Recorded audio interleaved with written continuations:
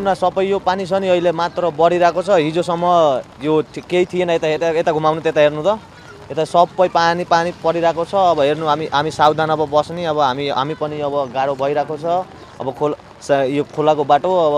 खोलाको छेउ सबै पानी आइरहेको छ बाढ आइरहेको छ सबै मान्छेहरू सरेर उता सामानहरू यता राखिरहेको छ अब खानासाना पकाउन ग्यास सबै दिक्कत छ अब के गर्ने अब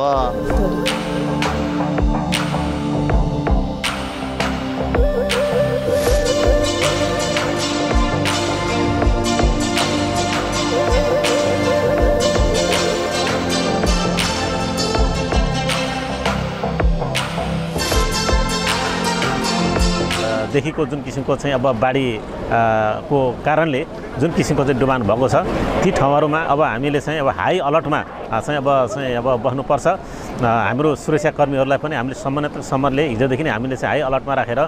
चाहिँ हामीले परिचालन गऱ्यौँ र सम्बन्धित ठाउँहरूमा हामीले चाहिँ अब विभिन्न अब चाहिँ सञ्चारका माध्यमहरू मार्फत त्यस्तै गरेर चाहिँ अब हाम्रो चाहिँ माइकिङ लगायतका इन्स्ट्रुमेन्टहरू चाहिँ हामीले चाहिँ युज गरेर सुरक्षित स्थानमा चाहिँ बस्ने र भन्ने हिसाबले हामीले सबै ठाउँमा चाहिँ हामीले सूचना पनि सम्प्रेषण गरेका थियौँ।